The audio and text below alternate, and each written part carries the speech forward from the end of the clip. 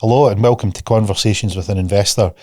This podcast is our introduction to the property specific podcast that we're going to do, and I'm going to have a joint host that's going to come on and do it with me. Got William Smyth with me today. He is the owner of Flyt properties. He's going to tell our story about how he got started out ready to take on Alan Sugar because he thought he'd learned everything at a Willy Wonka ticket seminar where he was promised that he would find the secrets to a 7-figure portfolio and a 6-figure income inside 12 months. So we're going to go into the details of how that played out. Was that seminar worth its weight in gold, or was he like Augustus Gloop that got soaked up the chocolate fountain in Willy Wonka? We'll cover off why failure is the biggest barrier to your success, and also your biggest amplifier to your goals and dreams. How the twists and turns sometimes can make you feel that you want to give up, why the key to its consistency, why being around the right people and the right structure can amplify your energy to take you forward to your dreams and make sure that you get to the end of your journey where you can find all the success.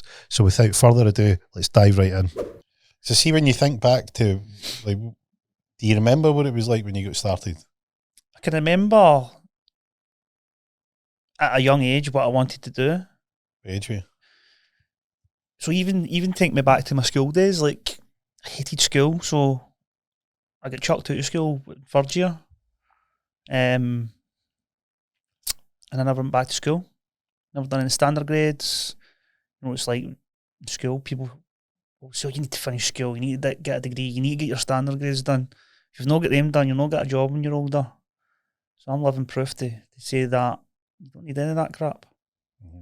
You don't need your exams. Maybe it will help some people who want to be like doctors and stuff like that, but that's not what I wanted to do. I always wanted to get into the kind of construction industry, doing hands-on tools, you know. Why construction?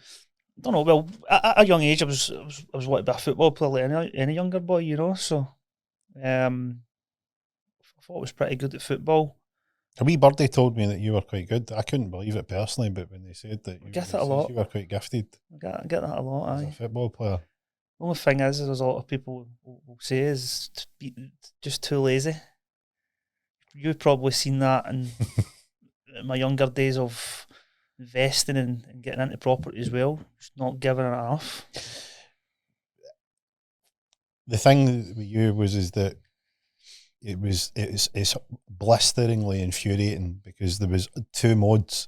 There was either I am 100 miles an hour all in, and I described what you were like to someone. I says, imagine you had this ship, right, and its engine done one of two things.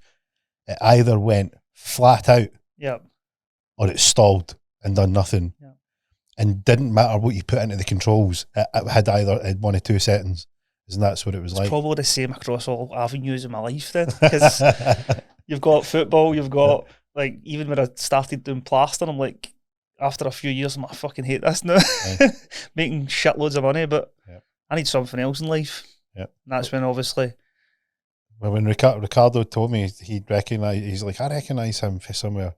And his words were, you know, he was absolutely unreal. What a talent he was at football. And Ricardo was good at football. And he says he'd be there for 2 weeks and then gone for 3 weeks. He says it was the consistency. And that's the thing for most people, like, that's probably on the extreme, but lots of people think they're consistent. Like, one of the things that I had is that I thought I was way more consistent than I was. And people wouldn't say people wouldn't say I was inconsistent, where, like, on the extreme end, like Ricardo's went, I remember him and he was really good, but he was hugely inconsistent. And it's see, when you see that talent and potential in someone, it's like that ship where, like, see if you sort this out, if we can get this engine just to run all the time, what a ship. But then, and I think it's, if you're not consistent in one part of your life, it branches off to everything you do. Yeah, definitely. It's spilling. And you've seen that tenfold with me. Like, I'm 37 years of age, and you think a guy at 37 would be, like, drilled into try and be consistent as he can, but sometimes I'm like, I can't be fucked anymore. I think I always need that like go, like something new to, like the other day when we were going through this stuff for what we're doing next year, this year. I'm like, I've got a buzz back again. Something new's coming. And see if I'm making like 100k a month. Well, it's funny because Mark spoke to me and he says they had a call you and he was like, I was, it was all right. It was fairly flat. And then you came round to mine and I was showing you the plans on the whiteboard. And then you must have had a call with Mark afterwards. Yeah. And he messaged straight away. He's like, what have you said to William? So what do you mean? He's like, that's not the same guy I spoke to a couple of days ago. Aye. This is the thing to give people a bit of perspective of how this came about. We'll get back to where William started, but to give you an insight into what he's like, the mindset course that I'm building, part of the process is a really, really intense check on who you are. It's a check on who you are, checking what you're up to, where's your faults, where's your strengths, and where do you want to go, where do you want to be. And we went through the first part of it, worked really well, and I left the second part, was like, right, fill it in at your leisure. And what happened? I nearly went into depression. And I says to myself, because I know you. I know you too well for all the years that I've been going about you now, and all the things that you've taught me and all the work we've done together. And I'm going, he's fucking done something here to make me feel depressed. He made this like this so that I would phone him and go, what the fuck have you done? Well, you thought I was up to, you thought he's up to something. Yeah. I knew it straight away. I said, I'm going to try and fill the rest out because I know that I'm not meant to anyway. I'm meant to go back to him. Right. And then when I did go back to your lap, you're right. Well, the thing I was the whole point of it is to go and get you to look. Now, the hard thing, and we'll bring this back to exactly how the property, the property journey felt.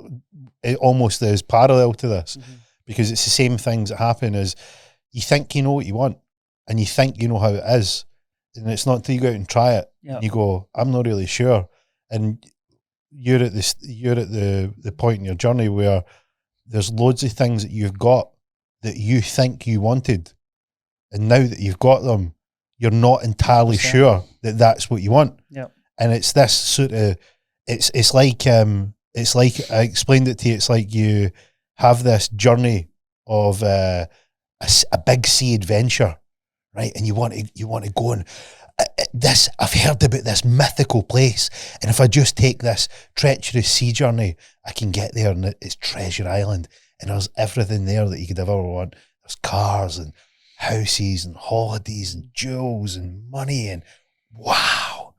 And you get there, and you what happens? You take this huge leap. Yeah. You get on the boat. You need to plot out your journey. You go through rough seas. You go through the storms. You figure out all your weaknesses and your faults, and you become better through taking this leap of faith. Yeah. And you arrive on Treasure Island, and you come off the boat, and you get there, and you play with the stuff, and it's nice. This is great. It's everything I ever wanted. Before you know it, you're like, it's mad. You go, I don't know why I don't feel like really happy. Well, you said something to me the other week. You says when you get, just say £1 million, or you get a Porsche, you get a Range Rover, and all this fancy stuff, and when you get it, you go, is that it? You know what I mean? And it's, I think that plays in your mind. Well, it is, because plays with your mind big time. Like, I summed it up to Mark, and he says, because he's going through that part now, and I've seen loads of people, and generally what happens is, this is really interesting, right? As most people get to the point of their life, they're usually late 40s, early 50s. They've done something to become, financially successful. They've taken whatever the trip is. They've taken the sea journey. They've got to Treasure Island, right? So they've nailed a business, or they've climbed the corporate ladder, or whatever it is, whatever the method is, right? So all boats lead to the same place. They get to Treasure Island. They go, I'm not really sure that was what I wanted. Yeah. And what happens is, particularly for guys that are 40 and 50 and girls, is you put off the things that you really want. Like, so they go on a list where you go, well, you know, I wanted to climb that mountain and I wanted to go on this adventure and I would always wanted to visit that place. But you're like, well, I'll do that after I, you know, climb the corporate ladder or become a success. And they end up going, they get there, they get to the treasure, they get the cars and the houses and whatever it is, and the money, and they go, I'm sure there was something else I was supposed to do. And there's a disconnect. And you know what I said it is? It says the most massive failure in your life is huge success with no fulfillment. Yeah. That is the most tragic failure you can ever have. And if you want to look at celebrities that have got all the money, all the wealth, all the fame, and they kill themselves. Yeah. Like, this is what happens is you get there, and it's a bit like you, but you're like, I'm not really sure I'm fulfilled. No. Because what happened was your fulfillment was on that boat, battling against, you needed that adventure. You needed that, am I getting better? Am I doing the right thing? Am I going the right way? Or shit, I've took the wrong turn. We need to backtrack. Yeah. We nearly smashed into these rocks. That wave nearly wiped us out. Yeah. The thrill, because you're experiencing this whole wild ride. We need the buzz. And you're like, this is it. So you get to Treasure Island, you're like, I think I prefer being back on the boat. Definitely. And the question I'm is, trying to paint the picture here now, and you're going like, I would say I'm financially free right now. I've got everything I've ever wanted. I've got the house, I've got the cars, family, go on holiday whenever I want, all that stuff. And then when you get there and you get it, you're going, as I said, is that it? When you start to paint the bigger picture, even like the other day when we were sitting doing the plan for all the stuff that we're going to be doing now, and I'm like, pure buzz again. Yeah. Because I know I've got something coming up. It's a new adventure on the sea. You know you're about to take a wild ride. And we used to take the trips up the hills, and I'm going, George, Mongo this way, and you're like, for fuck's sake, man. The adventurous guys came back. I think we've been lost in more Monroes in Scotland than just about anyone on the planet. Yeah. With you going, I think it's this way. I still recount, if anyone's up the Lost Valley in Glencoe, there is a piece of my soul is still up there. Yeah. What had happened was I was thrown under the bus in tremendous fashion, maybe intentionally or not. I'm going to hold it a little bit intentionally. I would think it was intentionally. So that if you hear it, William go on about poor me, I think Gio's fucking with me. This is why, right? This is why I'll fuck with him. I took my rolling chicken, 500 ml of water, and a bag of squares. Salt and vinegar squares, thinking that I was going a 2-hour hike, which turned out into an 8-hour hike in 30-degree heat, completely underprepared, ripped my feet apart, completely dehydrated, sore kidneys, no food, and blistering heat. So that's what happens when, never ever listen to William when he says, I think the next bit's just up here, and the next bit's just up here, and you end up on 3 different ridge lines on 3 different Monroes. And you feel completely thrown under the bus because you're past the point of safe return. Do you want to go back or do you want to just continue? Yeah. And that's the thing, we just motor through. Just get through it. But it wasn't always like this for you, so like you weren't always financially free. Yeah. Where did it begin? So basically, as I said, chucked out of school when I was younger. Didn't have anything I wanted to do. Was pretty good at football, so thought I was going to be a football player. That didn't happen, obviously. Usual beer and birds. Yeah, that's it. How many football players have been, their dreams been quashed because they can buy a pint and they smell perfume? Definitely. You know what it's like. Then I got an opportunity to be an apprentice plasterer when I was 16. So I done a 4 years apprenticeship doing that. Once I finished my apprenticeship, got a van off the company. They wanted to keep me on. Was pretty good at that as well. So ended up working for them for I think about 4 or 5 years, having my own team. It just wasn't enough as usual for me. So I ended up travelling to Australia for 2 years. So I gave that up, went to Australia, travelled around the full of Australia for 2 years, done a bit of factory work, concrete work, plaster work.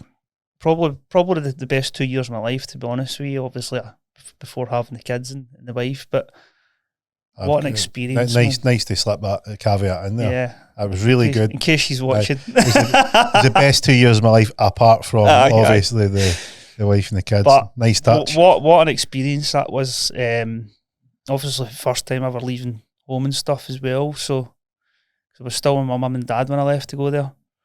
They're really good upbringing as well. So obviously, working class mum and dad just didn't struggle, but had got through like anybody else. You know, weren't pure rich or anything. So after Australia, I come back and I did want to stay out there for longer. But there was a part of me saying, you know, there's no place like home, you know, so come back to the family. After that, went back to my mum and dad's bit and then went back to work for that company that I left. They took me back on. And I says, this just isn't for me, like working for somebody. So I ended up... What wage were you at this point?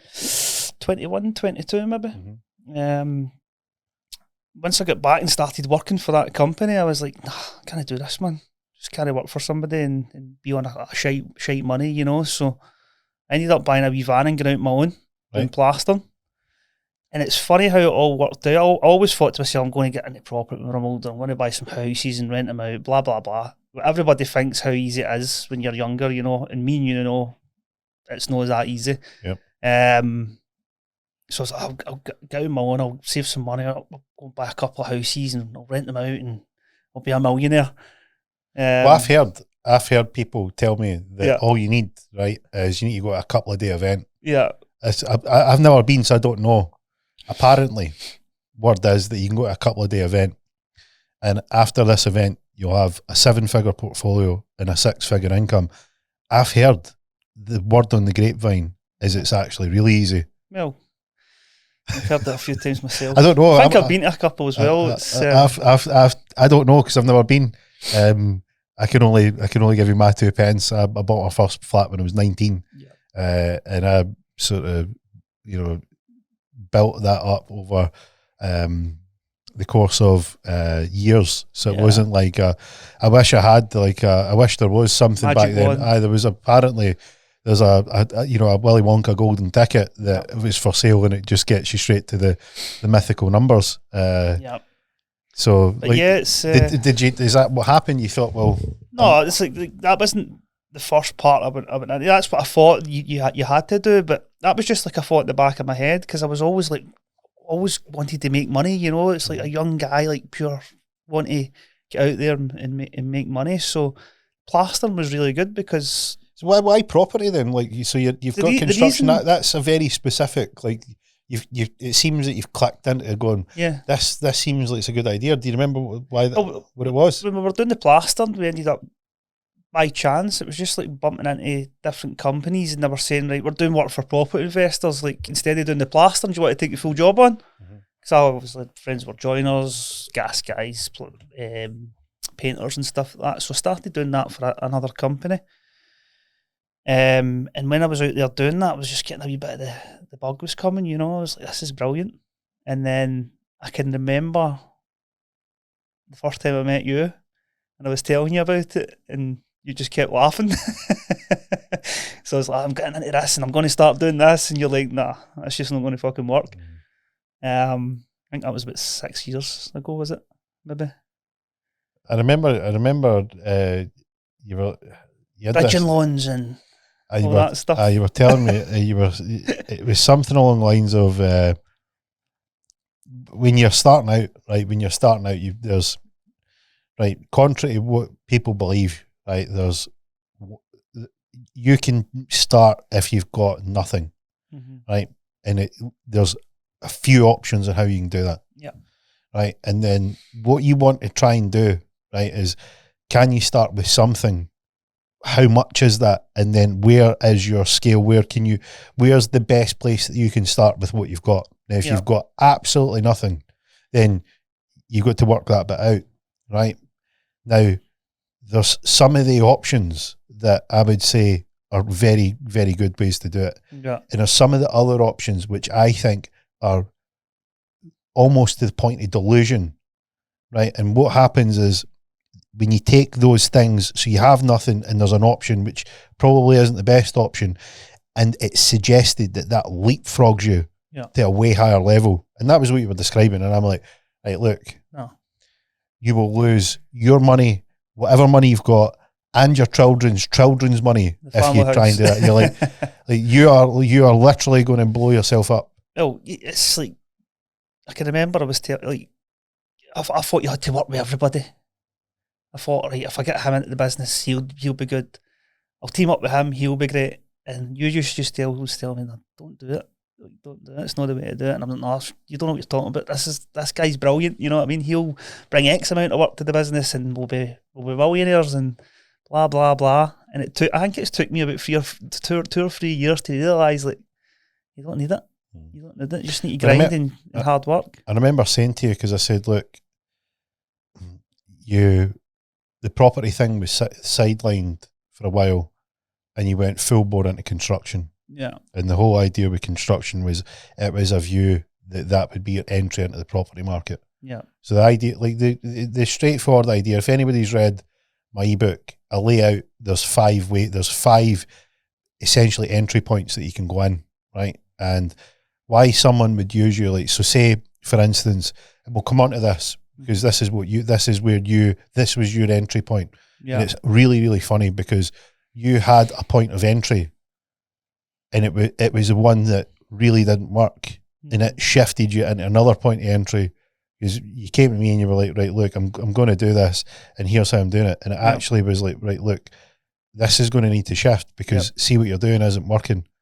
And that can be hard, especially if you've got time, effort, money, your whole, reputation. Yeah. You've brought in people thing. like saying, hey, look, see everything you've done. Nah. See all that money, that thousands and thousands of pounds and times and effort that you've put in there.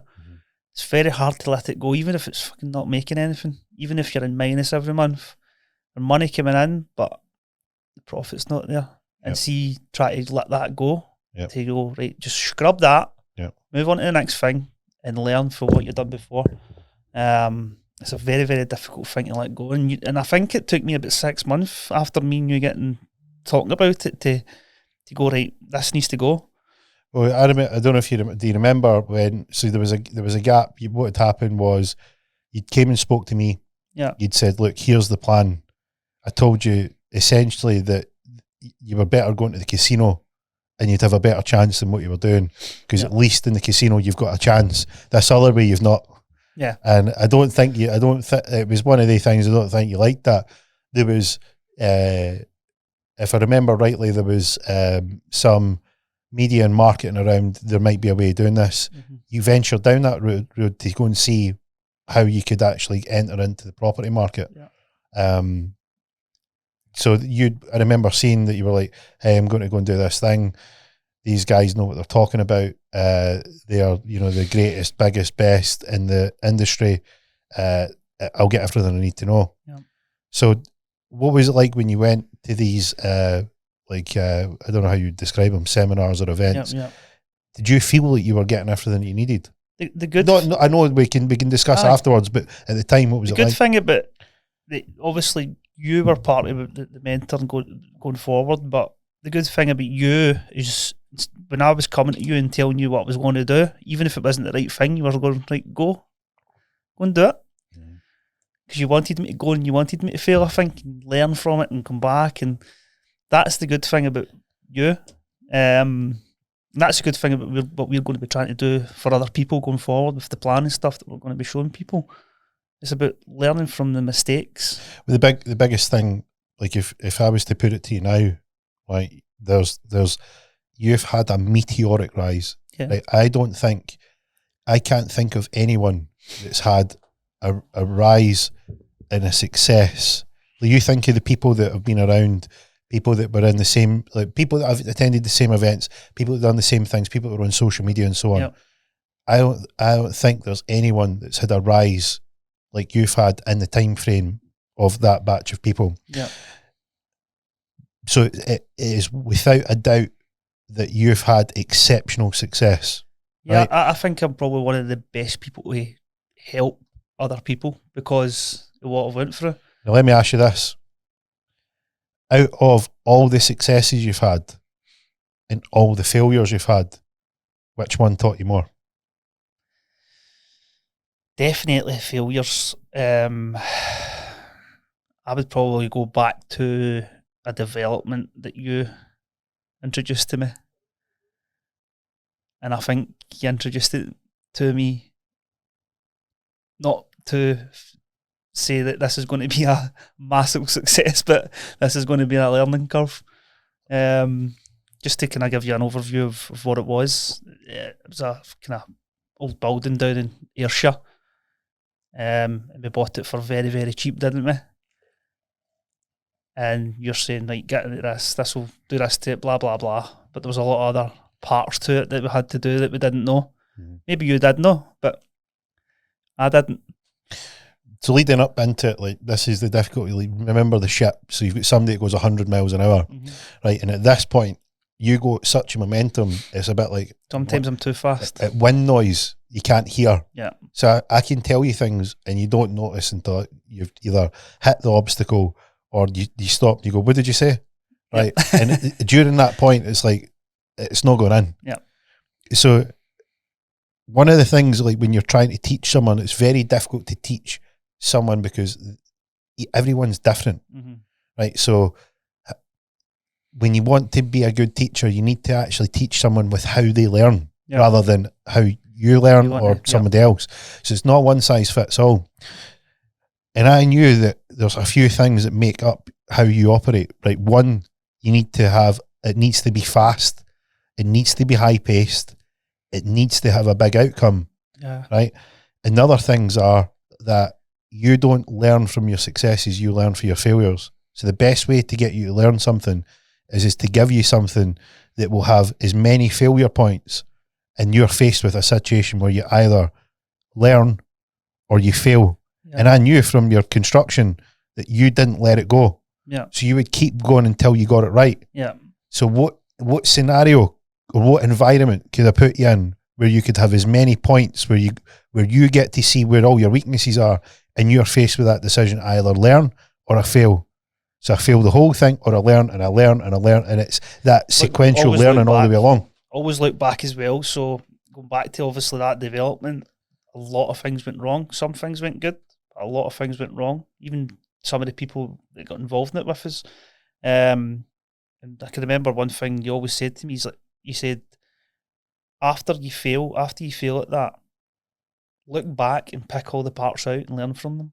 Write them all down so you can take them on to your next step, you know? And that's very, very important, I think, for people that are trying to learn. Let them crack on, let them go and do what they need to do. So there's two things that you've said there that I think are key. Yeah. Right? The first thing of this whole bit is that the whole people try and stay away from failure or avoid failure. It's not all sunshine and rainbows. Failure will happen. Yep. So there's no avoiding it. Yep. You can mitigate it, you can try and reduce it. The only way you can reduce it is by failing and learning from your failure. And then next time you get better, right? And how do you get better? You need to go back and review what you've done. 100%. And see when people fail, what's their instinct? You just write it down, don't you? Now, what do you think people's instinct is when they fail? Well, it's like anybody else. Everybody thinks everything's easy. So people fail and then they just give up. Yeah. And this is what we're going to be trying to teach people. This is what the community thing's all going to be about. Is we've been there. See this part that you're failing at. We've been there. This is how we can help you get back to there. You know. With the thing that would say that most people struggle with, you probably are slightly different because you had me to speak to. Correct. Throughout the process. Yep. Most people don't, like, when I started out, I was like this guy's lost his mind. Like, people like us don't get this. People like, what are you talking about? Like, yep. Investing in property, that, what do you mean? And that's for rich people. That's for people that are like well off. That, how can you start with no money and you've got this idea? And it's a lonely road because the people that you're around, your circle of friends, your family, unless they've done that, that will seem completely alien to them. So when you start this thing out, it's about knowing that you're not alone. There's people out there trying to do the same thing as you. There's people that have actually done what you're doing. Yeah. And they might have wisdom to share. But in this world, there's so much noise out there, you don't know who to trust, you don't know where to go.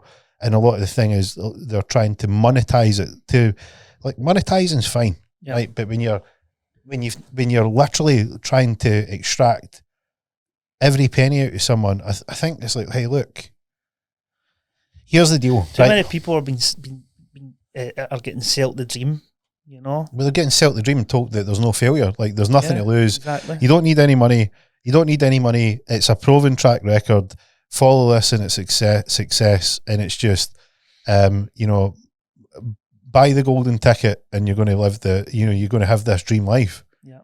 It's mad because some of the money that people's charging these young boys and stuff out there is crazy. I heard before that somebody was getting charged £5,000 or £6,000 to do like a couple of days course, being sold the dream. And like, anybody knows that young guy's going to pay that money, and probably 90% of the people who get in there, like, walk away there, get high for a week, go, I'm going to do this and do that, and just fade away. And that's just a waste of money. The thing being is that it creates an echo chamber as well. So the danger of it is that if you have 100 people that want the same dream, and then they're all bigging each other up, and there's the element of what do they call it? There's a word for it. Fake it till you make it. Yeah. So you have 100 people, and you're in this big bunch, and like, fake it till make it. This is what you see. Everything's great. I'm absolutely smashing it. And here's what I've done, right? And it's all fake. Yeah. And then you have 99 other people that are now going to go, yeah, you're doing great, which is an echo chamber. It's not really the feedback that you need, because there's no failure, there's no risk, there's no learning in it. Yeah. Right? And then you have 99 other people that go, how do I get a bit of that attention? How do I look the same? So they end up they're all following the same process. None of them are actually getting anywhere. They're all just spinning their wheels. They're not getting any lift. Yeah. And that's when you go back to the situations where I'm like, I remember when you came to me, I remember this vividly, because you literally arrived and you'd been through you'd been through this you didn't think that. You'd been through the process. You're like, look, I am, you better phone Alan Sugar. I am the big deal, right? I am the biggest. You want it, Gio. You want to see what I know, right? Remember you told me, don't take that bridge. And I've went to a few of these places, right? Wow, mate. Wow. I am big time. You better tell Alan Sugar I'm buying everything he owns, because I'm ready. Right? I was like, right, okay, fair enough. Fair enough. And I thought, well, this is impressive. He's because drunk. you were sure. You were absolutely certain. Mad. And I was like, right, okay. So knowing what I was doing at the time, right? So construction was the entry point, but I knew that it wasn't going to work. It didn't line up because there was a divergence between what you were actually trying to do and the method that you were trying to use didn't line up. Yeah. So there had to be a shift. We'll come back to that bit, because what I was looking to do was go, right, so you seem to be running two things at once, and only one of these can get your attention if you're going to get them to work. Yeah. Now, the plan was that you were then going to be finding properties for investors using this great skill set that you just garnered. This over 3 days. 3 days. The miracle machine Willy Wonka ticket to the key to the 7-figure portfolio and the 6-figure income. In 6 months. In 6 months. And I'm like, right, okay. And I don't know, because I've not been to these places. So I'm like, right. Yeah. Naturally, as a trader, as an investor, I'm going to play both sides. You've seen me do this remarkably well. I'm going to argue both sides of it. I'm not going to hastily go, I think you're talking shite. Let me see. I'm going to see. So what did I do? I said to you, right, what's your plan? Yeah. And your plan was leaflets, dropout leaflets, 10,000 leaflets, bandit boards, which is putting for anyone that doesn't know what a bandit board is, it's you get a sign made up and you'll probably see them, cable tied to a lamppost or a side rail at traffic lights and all this type of thing. The idea is that you get visibility and most somebody of the phones time you they up. get clipped down with other estate agents. And it's like, I wonder how, like, the whole thing is like, Get it a roundabout, by the way. Are you looking to sell your property fast? Yeah. Right. And I wonder how many people are fucking sitting there at a roundabout going, do you know, I wish God would just give me the answer that I need to sell this house. Oh, there's a bandit board. Yeah. The other good place to put them, Davy's mobile number. The other good place to put them is at traffic lights, because when the traffic light goes to red, people stop and they'll see it. And they'll believe that a higher divine power has placed it there for them. You buy houses fast, mate. So, and this was in the backdrop. Here's what made me laugh.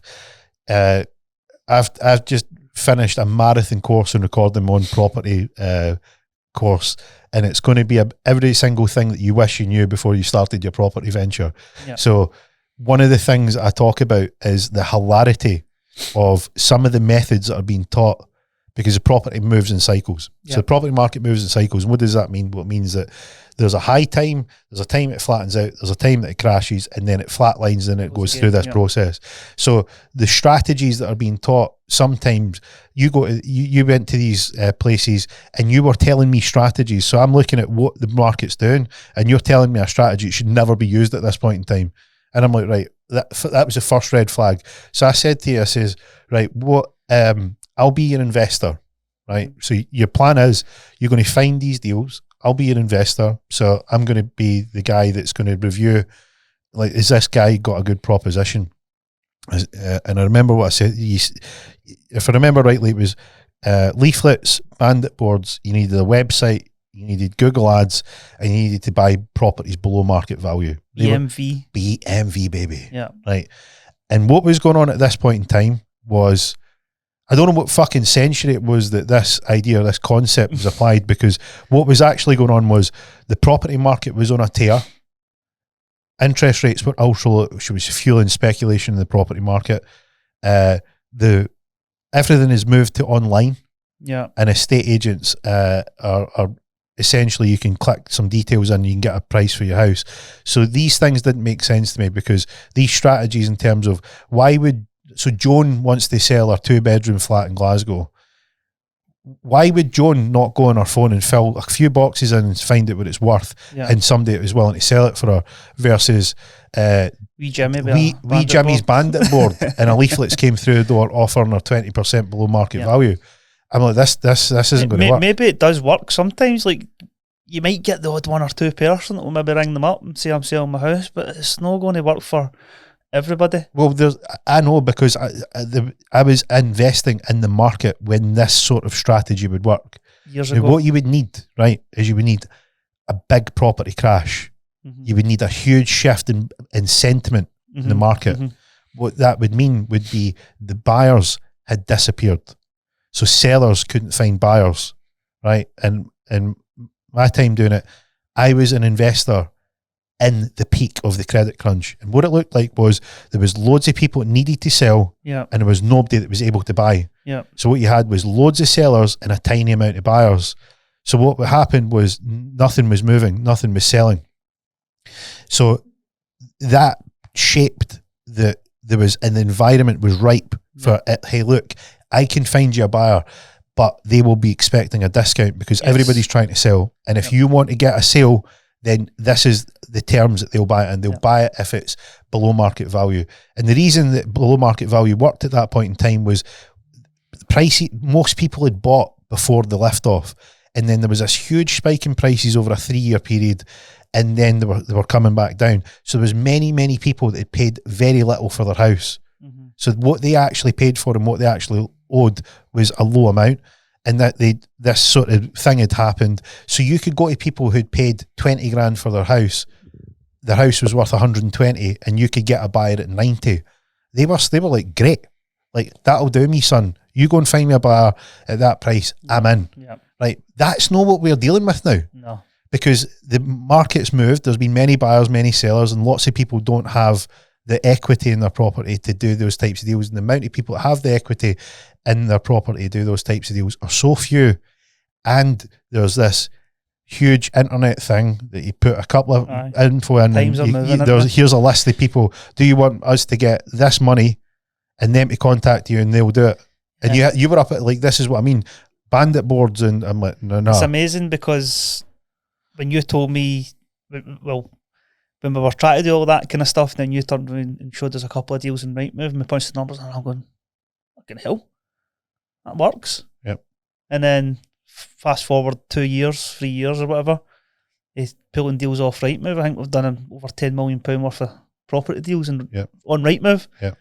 And I listened to something maybe the other week there on, I think it was LinkedIn or some guy was doing a video. You can't get deals on Rightmove. Must be off market. No, there's no deals in Rightmove, mate. There's none. What do you make of that? We've only done over £10 million worth of deals in the last 2 years. Phoning estate agents on Rightmove. Yep. And actually, some of the estate agents are friends now. Yep. You know? Because you build relationships. Yeah, That's relationships. That's one of the things that we talk about, is how important it is. I'll phone them up and they'll go, how you doing, William?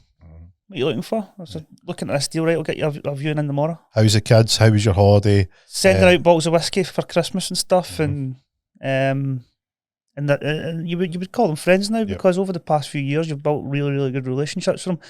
You've made them money. Yep. We've made money. Clients are happy.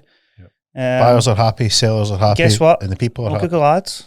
Nope. No Google ads. And this is the thing, is I remember the one thing that really, it was the one that went, oh, that I don't know what they've taught you, and I don't know how you're going to get here, but this one is like, I'm very certain that I'm now completely certain that whatever you've been taught is not going to work.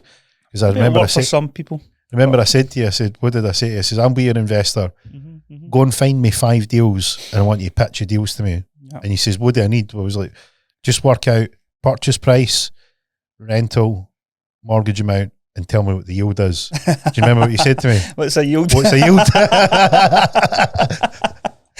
Oh, hell. I was like, oh, fuck. What's a yield, And man? the problem was, at this point in time, if I knew that, I probably would have, I would have, I don't know if I would have mentored you at this point. I'd sort of agreed to mentor you before I'd got into You must have said to yourself, holy fuck. I think I had to go out and walk the dogs. I need to go and I need to get a bit of fresh air and let this sink in. What do you mean, what's a yield? I actually thought you were taking a piss. What's a, but it was the way he said it. It was a thought. I'm like, that's not a fucking joke. It's mad how things have moved forward now, innit, for that day. Yeah. And that's a shorter space of time. Like, going back to what we're trying to do for people now, and the things that we're building, like, that was maybe a 2 or 3 year span. We're trying to reduce that for people now, you know. Well, here's the thing: is like, so here's the situation. Right, what happened with you? You like, what's the type of people that would get invested in property? They'll attend these events. They'll be lured in. Yeah. Right, you're going to have everybody. You're going to have everyone from, like, I have no money, and I would love to get involved in this, and how do I do it? All the way through to somebody that's like nailed some part of their life in terms of they've had an inheritance or a business that's done well, or they've maybe sold a few properties. They're very, very cash rich. Yeah. Right, but they don't really know. They know property's good, but they don't know how to maximise it. Yeah. So they'll maybe attend something like this to figure out what the secret sauce is. Right. So you're going to have one end is I've got a dream, and that's all I've got in my pocket. Right. All the way through to I've got a dream and a wallet that could choke a horse, but I've got no idea how to do it. Yeah. Right. And what inevitably happens is the people that need the dream need the right advice that don't have the money. Right. Some people that's walk the walk. And they need somebody that's walk the walk, not just talking the talk. Right. You've got the other people that say somebody's smashing a business and that business is making a lot of money and they want to invest it, and they go, right, this is way more complicated than I thought, and I don't think I've got the time for it. Can I get someone to do this for me?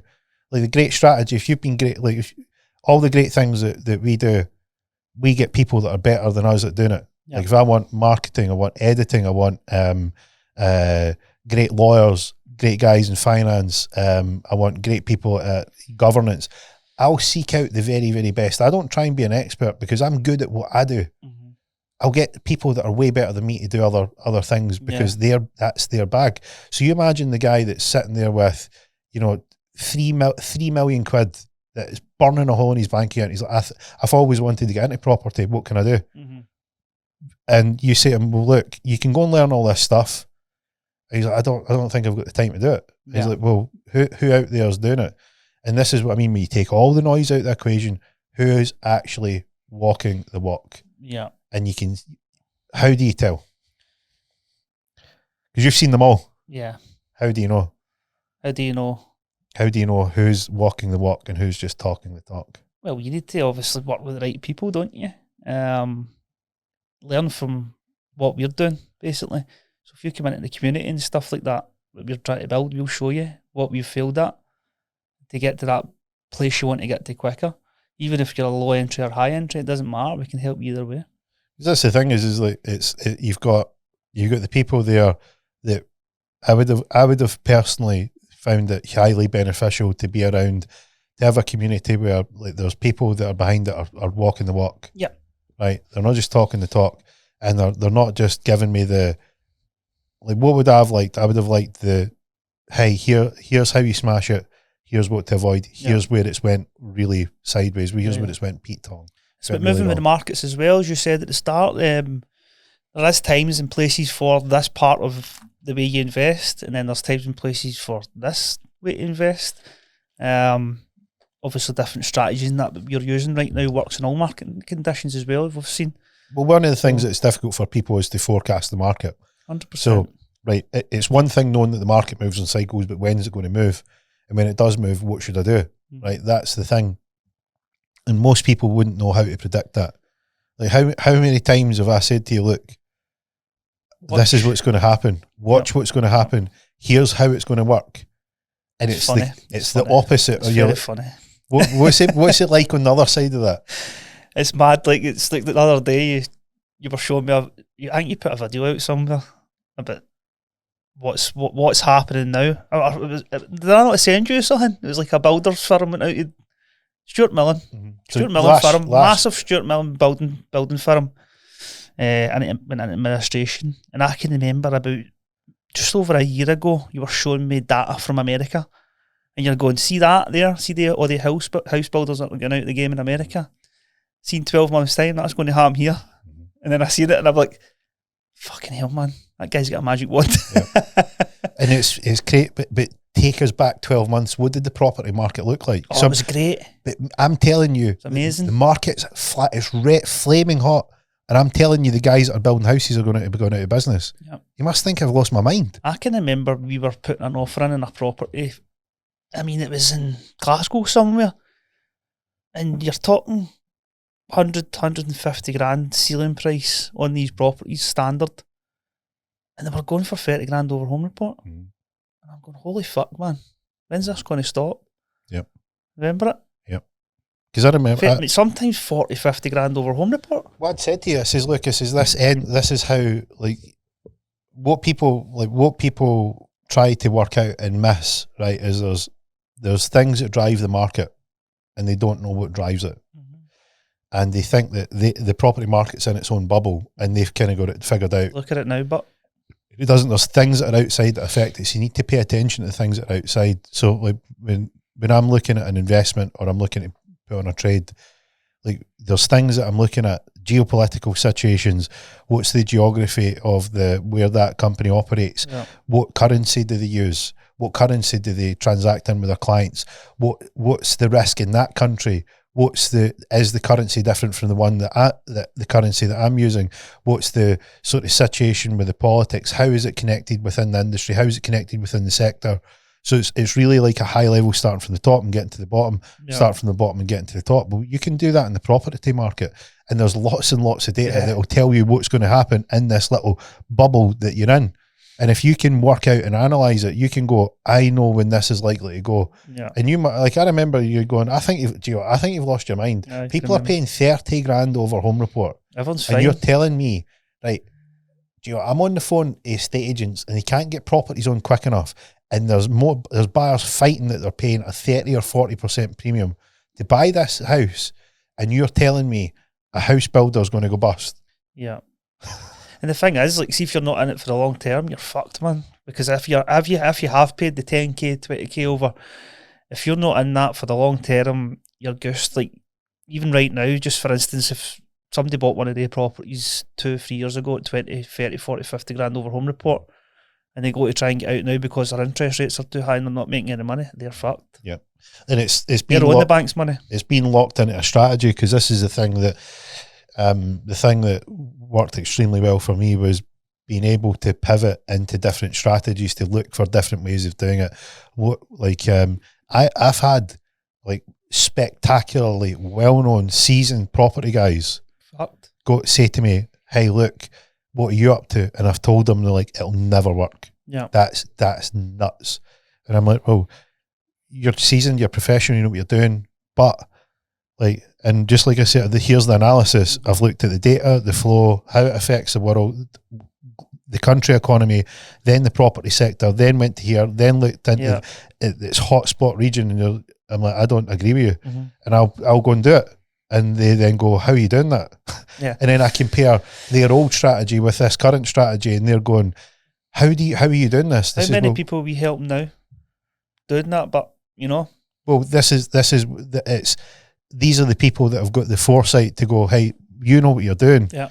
Now there's going to come a point where, see, the people that don't know how to do it, they're going to be forced by the interest rates to go, "We need your help." Yeah, I can remember the first one me and you done together. I think it was in Larkhall, and I was that way for pulling out it. I'm going, "This isn't going to work, mate." Yep. Like, you're like, "Listen, just fucking do it." I'm like, "Mate, this isn't going to work. It's not going to work. You're fucking mad." I think the first month it made about $3,000. Yep. And it rented out for £500 as a buy to let. So you're talking about we're talking about a buy to let property here. So the standard model was rent it out, £500 a month. That was what you were getting, and interest rates went up. It fucked you were talking about a mortgage payment that would be around £200. Now it's very common that interest rates have risen that quickly. They've risen 500% in 2023. That £200 could easily be £450. Yeah. And in that property, one repair was wiping out your profit. Yeah. One single repair was wiping it out. I see the amount of people who are getting in contact with me just now saying, "I'm fucked, can you help?" Yep. And that strategy where you were like, "I don't think this is going to work," and I'm like, "Do it," and it went from £500 a month to £3,000 profit in 1 month. In 1 month. In 1 month, and this is a property that's in Beirut. Yep. I'm going, who's going to stay in? Who wants to book this? Who's going to? It's amazing how much I've learned, and you probably, in this strategy as well. Of, you're not just targeting one person. You're not just targeting the holiday maker. Yep. You're targeting contractors. You're targeting insurance companies.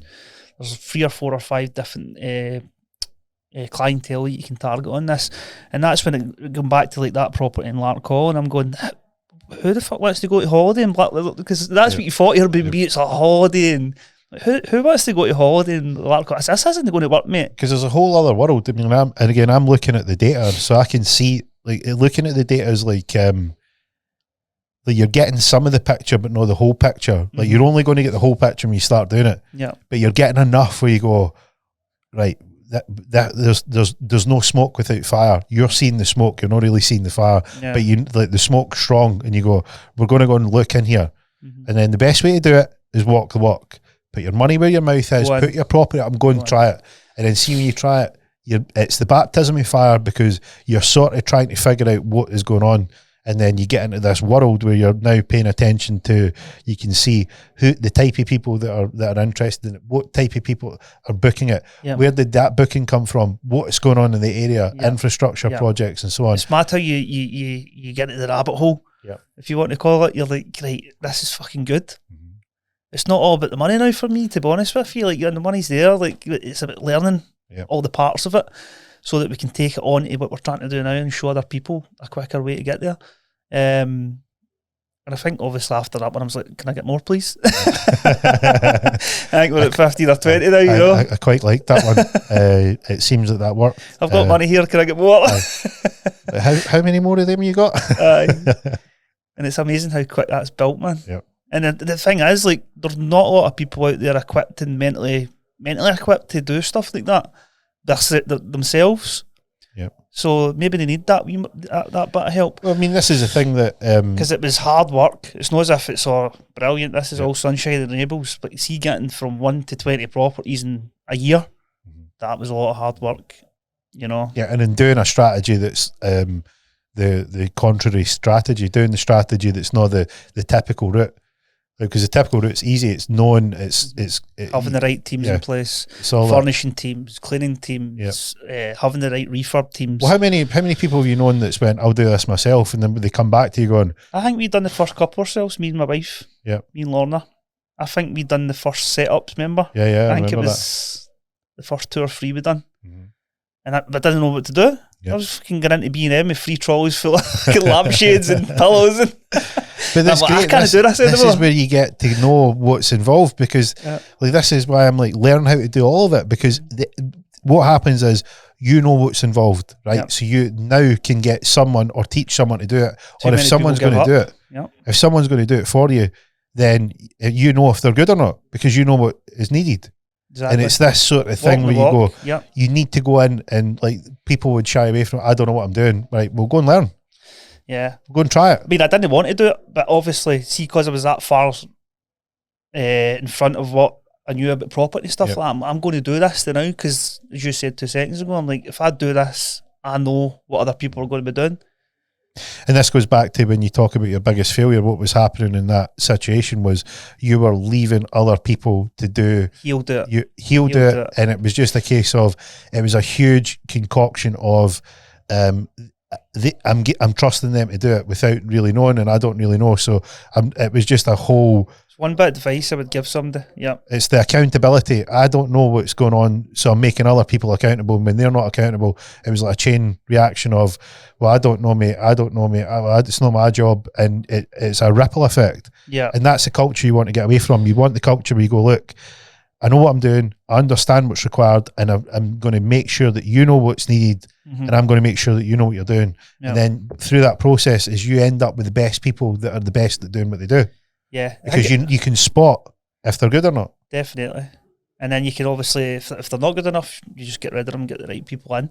It's definitely one piece of advice I would give somebody. Like if you're getting into something new, like we done with the service accommodation stuff a couple of years ago, like down to the furnishing stuff, going out and dig your heels in and just go out and put hours in. Do it yourself.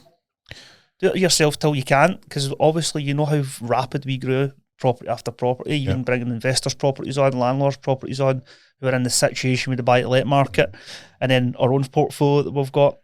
We couldn't do it ourselves, so we had to bring somebody else in. There was such a volume that you couldn't get around it all. And it was not organic in terms of, it wasn't something that happened slowly because of the market shift in interest rates. It was something that happened rapidly. So that rapid shift in the market.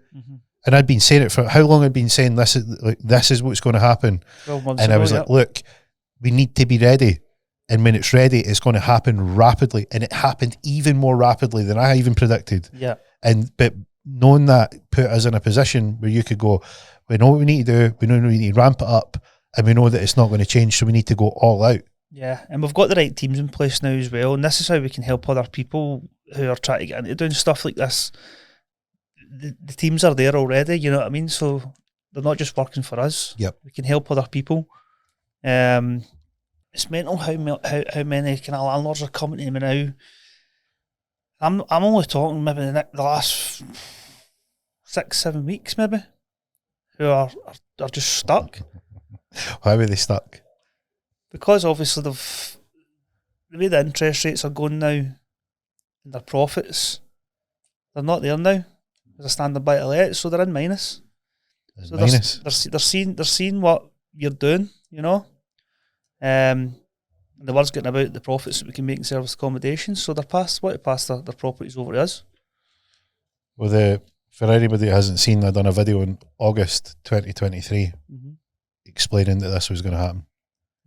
And now you're seeing it materialise in January 24. Where they're going,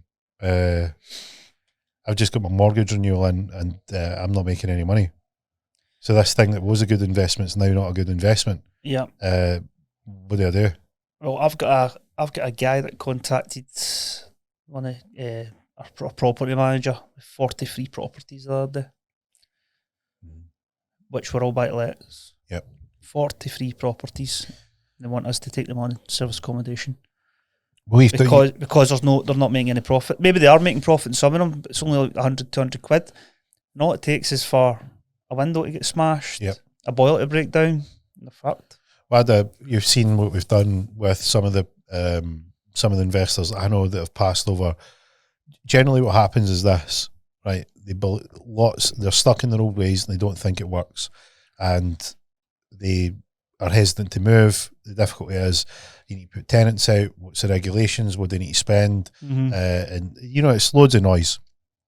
And the reality is this: is you have a situation where the properties aren't making a profit. So I looked at a portfolio of 98, and the two scenarios were this. I've got 98 properties and I'm getting close to not washing my face. And if interest rates go up by 0.25%, so not 1%, 0.25%, I will now be underwater monthly. Yeah. And what should I do? And I said, well, look, here's what I would suggest. Here's the analysis. Here's how it could change. And they went, there's no way. I said, well, give me a couple of the properties. And what happened, they didn't take the properties. I gave them an option. I says, look, this is what you need. It's empty. I'll pay you your rental. Give me the property and we'll do it. Yeah. We stuck it in the pot. We have made 3 times that rental payment in profit that we keep month in, month out.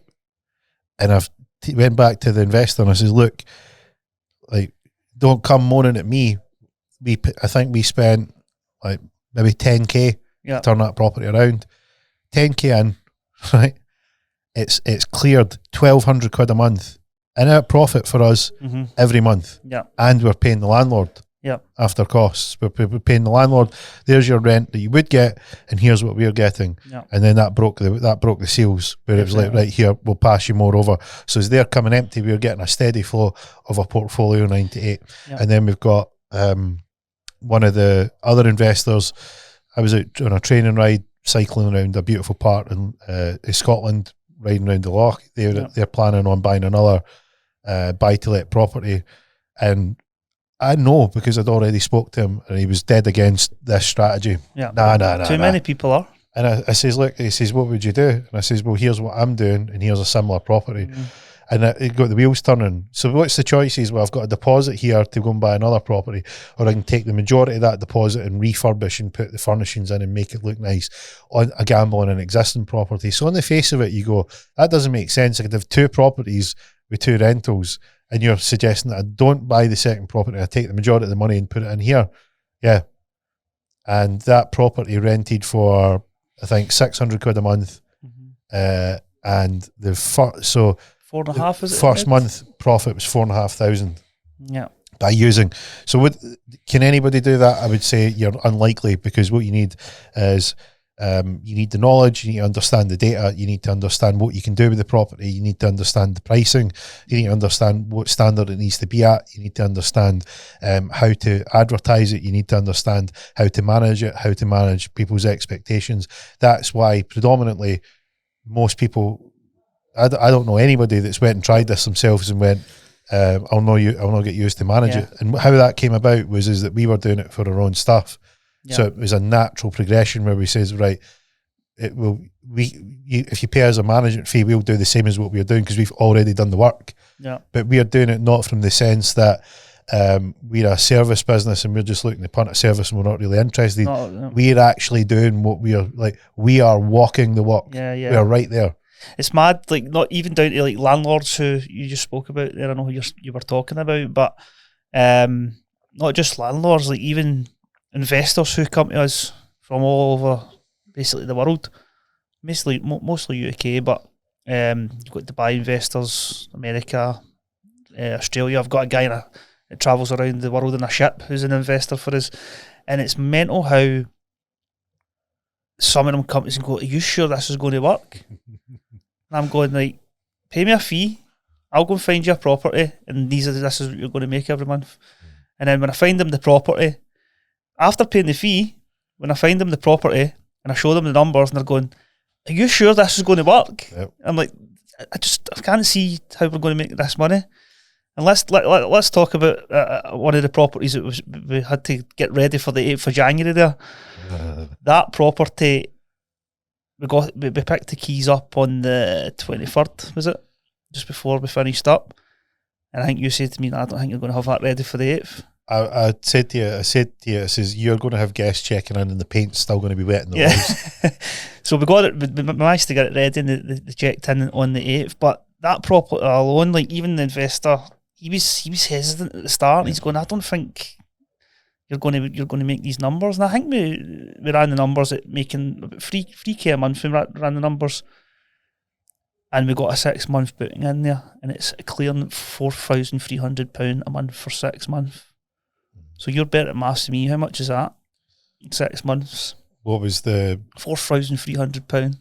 So 24 grand. £24,000. That property's made in 6 months. And you need 1,800 for your and guess what? So it's 25,800 paid up front, you know. in advance. Yeah. Paid up front. You're not waiting on a tenant paying you. Yep. If they pay you, that property cost him £110,000. So 110,000, he's in 6 months got 25,800 quid income. Yep. And as a buy to let that, they're rented out for £450, £500 a month. So 500. That's gross. 500 in 6 months is 3 grand. So 3,000 versus 25,800. But it doesn't work. Yeah. This is the thing is that people don't get it. I mean, and in fact, I do remember someone going and trying to do it themselves. Do you remember? We'll not name any names. He will know who he is. He will know who he is. Right. He's a good guy. Right. Talk about losing, like trying to save money and losing a lot of money. So the refurbishment that was required in this flat normally take 3 weeks to do. Yeah. We'd have looked at it, says, look, 3 weeks, get the guys in to do it, here's the price. So this investor decided to do it himself, do the work, involved in the construction business, I'll be able to do it cheaper. So front end going to save money on the cost of what it would be to get someone else to do it. Yeah. It was 3 weeks, ended up taking him 3 months because he's got other jobs that were making money, so it inevitably got put back. And the first booking that he got in was Blockbuster. So the Blockbuster booking, yeah. But he's lost 3 months of potential income. Yeah. And that 3 months potential income was nearly twice what his refurb bill would have been. Yeah. So he's ended up like losing a lot of money by delaying it. And this is where we really can find a lot of high performance and cutting down the downtime, maximising the speed at which things can be done so that you can get it in front of people and you can make profit. Yeah. Don't get me wrong, these guys are good at what they do, you know, their finish is good and doing it themselves, it looks good, you know, but it's the time scale. They're busy doing other things. They're busy with their own business. Whereas we are the guys that do this every single day. So get us to do it. Yep. Get it done in a shorter space of time. You'll make money in a shorter space of time as well, you know. Yep. So, and going back to obviously what we're trying to do is we can fine tune this for people who are just starting out, you know, because we've been there and we've done it, we've seen it. So you can fine tune it a lot. What do you think? So to explain to everybody out there, what do you think the top 3 tips that you would give them if they were starting out? What you've learned? Top 3 tips. There's a lot of tips. Don't try and do it yourself. Is the main one. I would say get help at the start with the right people, of course. Yeah. It's difficult because I think you need to fail at a lot of things. So it's not a matter of, come on in, this is going to be great, you're going to make £1 million in 6 months. It's not like that. I think giving tips is very hard because I think it's helped me a lot to just let people go out there and do it, you know. Failing is a very, very important thing in property investing and what you're trying to do with property. So giving tips, the top 3 tips is a very difficult thing for me to give. Yeah, you can have a bit of think about what ones would be handy. So what we're putting together is a place where people who are starting out, we're covering from top to bottom. Yeah. So generally it's usually high ticket prices where you can only be in if you've got a certain amount of money. Right, we're putting together a property community where you're not out there alone. Right, they're going to be placed where you can get behind the scenes content. You can find out about forecasting what's going on in the market. You can find out about what's the new trends and what's moving, what to look out for. So that'll be the property community, and there'll be a few tiers in there that will cover. If you're cake to cash, then great. You can have the cutting edge stuff and information, and you can have the, look, I'm just starting out and I want to dip my toe in. It's going to be a place where it's going to be a mecca for people that are like you, that want to get the most out of yourself, and you want to be part of something that you know is a great source of information. The next thing that will be in there is, if you actually want to start doing this for yourself, there'll be a professional property investment course that's going to give you all the things, good and bad, all the trips, all the falls, essentially a blueprint from success, how you get from where you're at to success with all the possible traps that you can avoid, and that'll be available for people who are wanting to have a go at it. And if they are in a position, like we mentioned, the other guys that are maybe they've came into some money some way, and they not really that enamored with trying to figure it out, and they'd like some experts to be able to do it. There's a facility for them that they can have properties purchased for them. They can be found. They don't need to do anything, and it's essentially a complete armchair process where the property's sourced, purchased, refurbished, then furnished, and then managed completely. So all they require is the available funds to do it, and the funds that will be available after it starts making money.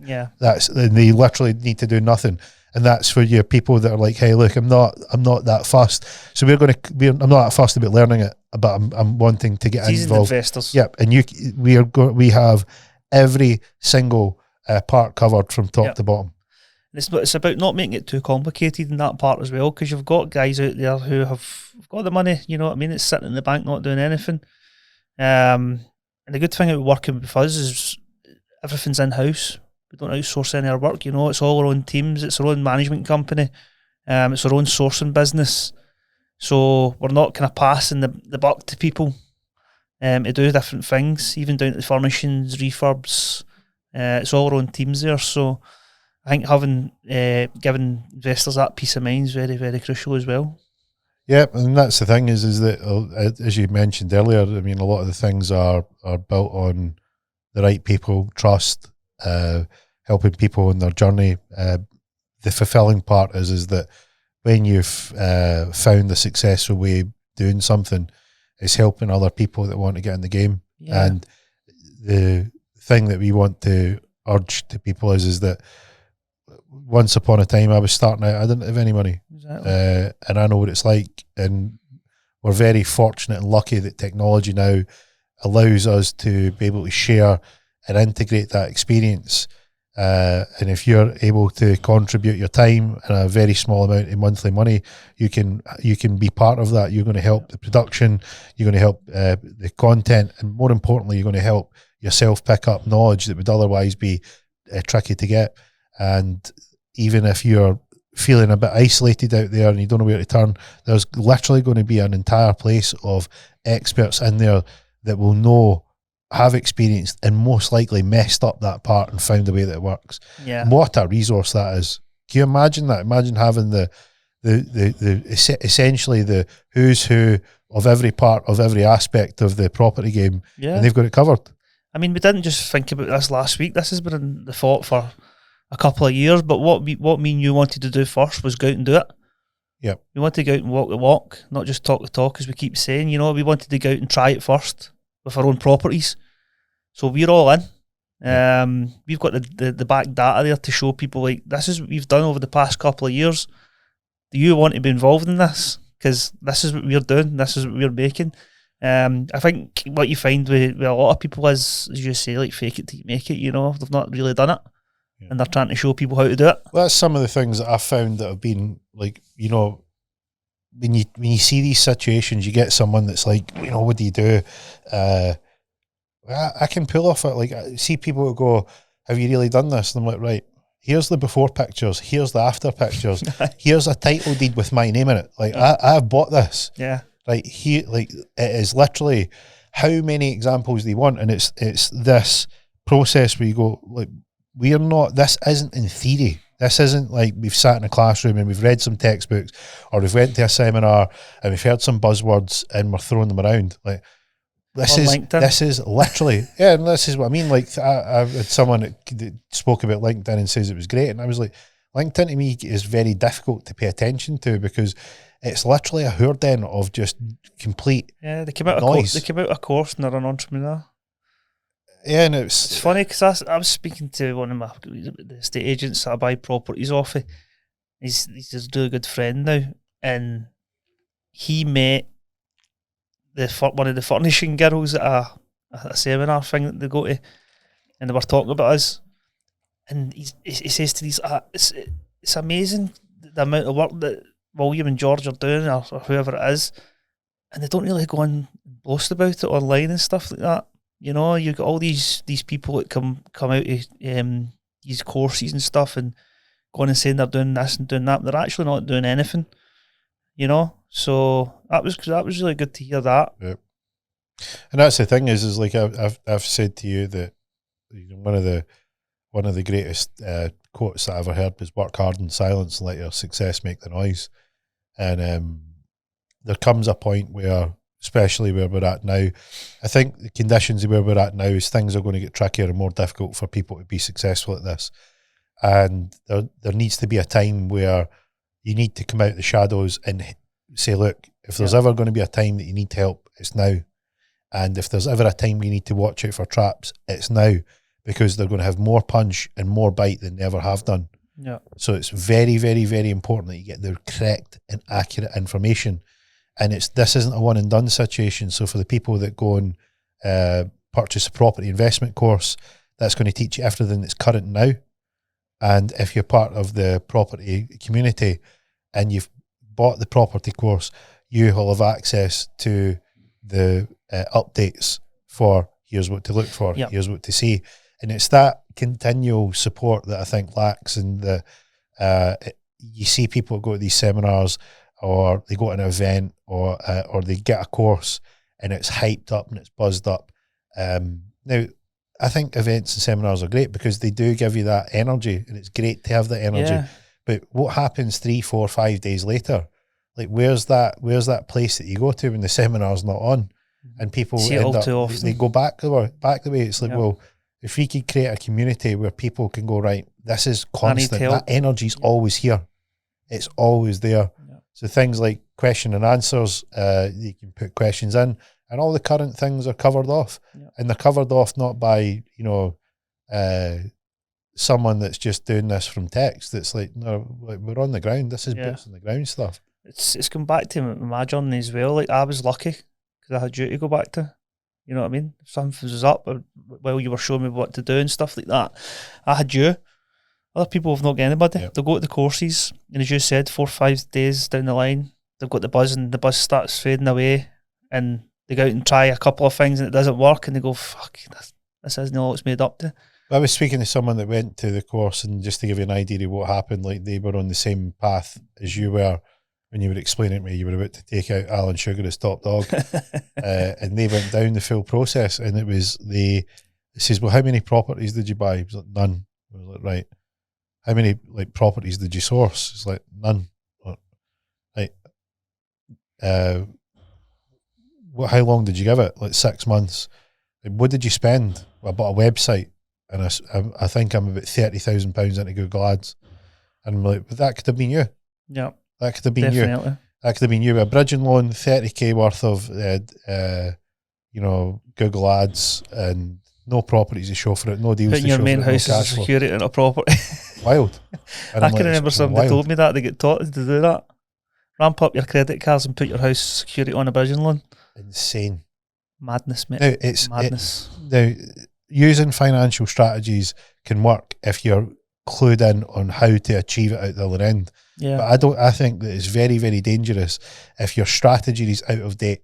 So a lot of these courses that people have told me what's in them, I'm like, that's out of date. That doesn't matter now. That's why it needs updated. Like I've certainly done, like one of the best things that you invest in is your education. Yeah. I don't know how much I've spent re-educating myself over the years in different things. Yep. And it's that constant process. And if I look at some of the material that I've looked at, it's already out of date. So it constantly needs updated. And these are the things, I don't think courses are a one and done type thing. They need to evolve and they need to be, relaunched as things change, because things do change.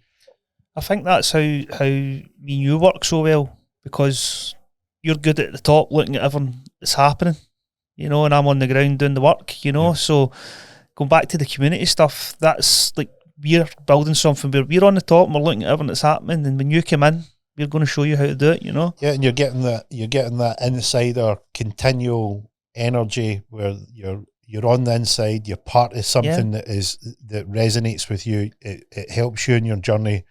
You're getting closer to what you want to achieve your goal. And more importantly, these are the people that know what it takes to get where you want to go. Yeah. I think that'll help me as well, because you know what I'm like, when I get to a point and I get scunnered and I need fulfillment. I think fulfillment is for me now is helping people. I think I'm at that point now. That's right. And this is the thing is, like, I remember when I started, I mean, my goal was to become a better teacher, because I wasn't very good at it. I thought, well, the only way to go and be a better teacher is to go and learn how to teach people how to do things. Yeah. So I wasn't really bargaining on having something as like volatile as you and your consistency, but it seemed that it managed. We're getting there. It worked out well. So yeah, it's been a roller coaster ride. It's been a massive ascension, but it came with loads of different twists and turns. Yeah, it's good to look back and talk about it, and I mean, it's I think now it's about helping other people, mate. It's about helping other people. I mean, you can have all the money in the world and cars and houses and stuff, but is it really, is it brilliant? I don't think so. When you get there, it's not really. I think the fulfillment thing now is about helping other people. I ride my bike in my hailstones rather than a flash car. Yeah, definitely. I'd rather take my bike out. I don't like getting out in the rain right enough. You're a fair weather guy. I'll go out in any conditions. Yeah. I remember the day that I thought that you'd lost your soul, or out a bike ride in the weather. If anyone's never been to Scotland, it can be volatile to a degree that people would not believe. Mm-hmm. So I think that day we'd left. You knew what we were doing that day as well, didn't you? I couldn't be happier about it. Couldn't have happened to a better guy. I've done that in the hill.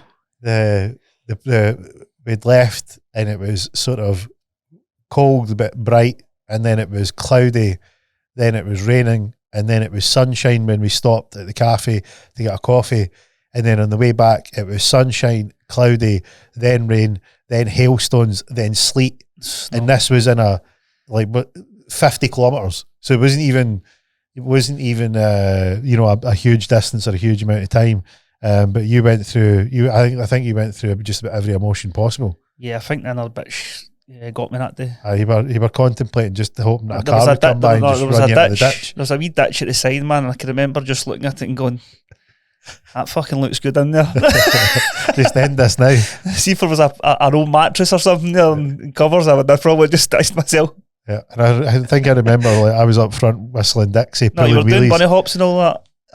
Because you could barely turn the wheels. I'm like, he's a completely toast. So I was trying to keep myself. It all comes down to inconsistent. You know what I mean? Like maybe 3 or 4 months before that was flying, and then gave up for a couple of months, and then you're back to square one.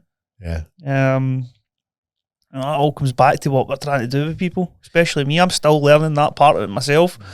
But this is the thing: is it's not something it's not a one and done. It's an evolution. You keep evolving. So it's like you take 1 step forward, 2 steps back, 1 step forward, 2 steps, and eventually at some point you go 2 forward, 1 back, 2 forward, 1 back. Yeah. And then before you know it, you're just 2 forward, 2 forward, 2 forward. Mm-hmm. But this thing takes evolution, and what you need is discipline, and you need structure, and you need to be around the right people, and you need the right energy, and you need the right goal, and you need the right reason, and you need the right framework. So that's part of what we're doing, where we're doing that, and particularly in the property community. Yeah. If you're not dialed in your mindset, as you can see, Williams went through all the motions. The mindset community is there to help people prime themselves to be the best version of themselves. It's going to go in and look and pull all that potential out of you. And then if you still fancy a go at this wild ride, that's a great, you've been an astonishing success. Literally a poster boy of what can be done despite all the disasters, all the things that can play out. You made it to the top, which is proof that it can be done. If you can do it, anybody can do it if they're willing to put in the effort and grind that you did. And that knowledge is in there, and it's all the good stuff, all the bad stuff. So you can make a decision to go, right, I'm ready for this. And if you don't fancy that yourself and you want an expert, then they should get in touch with you, because you can do it for them. And that's find them a property, source them a deal, all the way through to manage it completely top to bottom with complete hands-off approach. Yeah, I mean, if you're for experienced and non-experienced, it's not just for one person here, it's for like everybody. And that's why we've built this thing, so that we can help everybody at each level, So it's really exciting. And I think that's what I needed. Yep. We needed to build something else, because I was getting a bit bored. You needed a new sailing adventure. You need to be back on the sea. Do we need to do this? I don't think so. No. But it gives us a buzz, doesn't it?